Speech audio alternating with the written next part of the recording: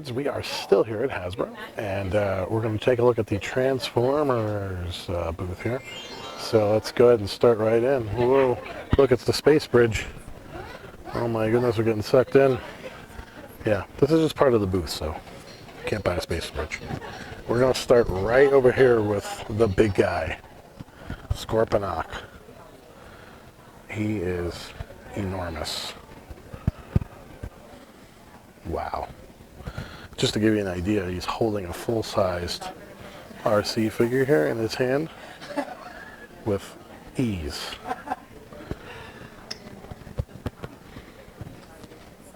This is a headmaster, of course, using some old terminology there. So the actual head was pretty significant, the robot version.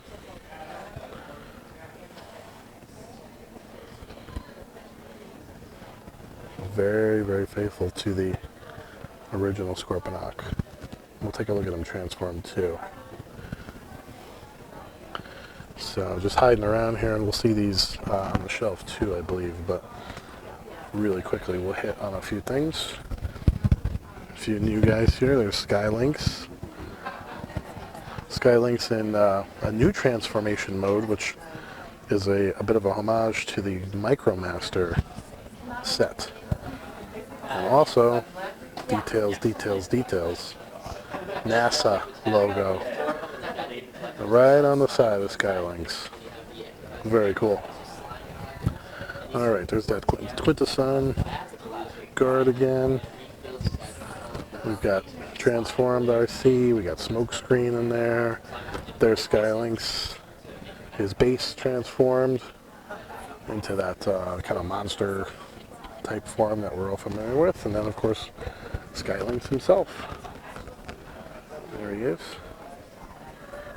One of my favorites growing up, for sure. Just a different, odd, weird Transformer.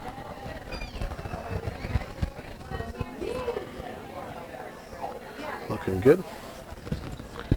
Alright, there's Megatron. So that's the Earth version. Earth Wars version of Megatron.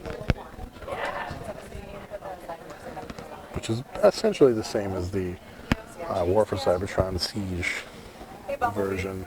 Just updated a little bit. We'll take a better look at him. There he is transformed in just a minute. But here's Scorponok in city mode. Again, takes up the entire table. Huge, humongous. This is the best way I can describe it. It literally takes up almost half the table that we have here. Insane. We've got a few more new guys hiding in and around here. And then a classic G1 Quintessons. This is something we've never seen from Hasbro in all the years. Finally done. Looks awesome.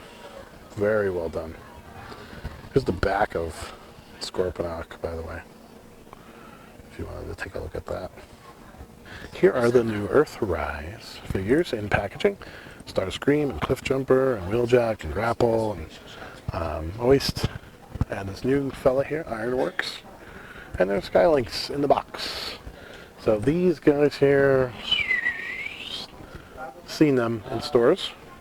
Lynx I don't think is quite out yet. War for Cybertron, these are, looks to be especially packaged, probably Hasbro Pulse exclusives. We've got the updated versions of the cassettes. We got Rat Pat, Rumble, and those other two I do not recognize, so I will not attempt their names. Very cool. Alright, so I believe this is Runabout, Runamuck. I don't remember, excuse me, the exact name. You have to excuse me there. I know most of them, but a few names escape. This guy's Smokescreen, of course. We know him. Head looks great. And the rest, of course, is just reused from other robots, which is fine. Then we've got Arcee. Finally, an Arcee in the line. She looks great. For a basic figure, very, very true to form. So she's got a part here that comes off. So it's not a fully integrated transformation, but that's okay because you can use this as like a little sky slider or surfboard, whatever you want. It's nice to finally see a G1 accurate Arcee in the line. Alright, referenced earlier, we've got the Earth version of Megatron. So as you see, it's very similar to the Siege and War for Cybertron figures that have come out, but he is updated a little bit to make him look much more like the Earth Megatron. Of course, we can't have him transform into a gun anymore these days, so he is in his tank form here. But he looks really good. That's a great G1 Megatron right there. Okay, from Bumblebee, we've got what we're calling deluxe collectible figures, and this is Blitzwing. A lot of people thought this was Starscream early on in the movie, before the movie came out. But the detail in these figures is just astonishing.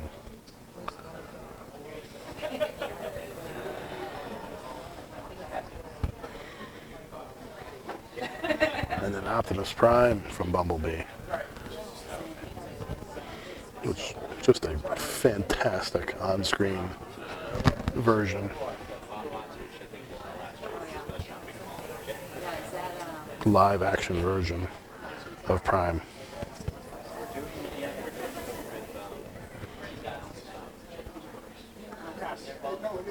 It's so easy to do if you just work with what worked back in the 80s. Give it a little polish, a little update for the big screen, and you got yourself a hit. And then down here we've got medals, a giant version of the Prime. There was that smaller one that came out last year. And then we've got some card games, Studio Series. This is the Devastator Studio Series, so the last two have come out. And if you bought all the other ones, you can make Devastator. A rather tall, giant Devastator. But all those other figures that you've bought the last few waves of the Studio Series are meant to combine into the big guy. Here's a few other new guys for you. There's Cliff Jumper. Looks like Blitzwing. These are all from Bumblebee.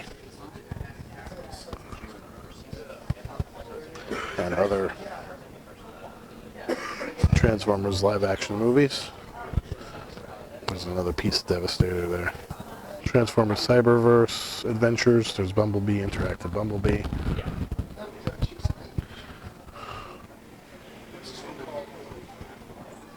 We've got Windwheel, who's kind of a... looks like an Outback. Not Outback, I'm sorry. He's like a Wild Wild West guy. It's kind of cool. Rack and Ruin. Oh, he's got two faces there. Oh boy. Kind of cool. Hammerbite. Starscream. New Optimus. Megatron. Oh, look, there's Arcee again. Hot Rod, one of my favorite guys. Love Hot Rod. Shockwave and Grimlock. We've got Repugnance, just a little G1 nod there. Smaller Megatron, Bumblebee. Some Insecticons over here.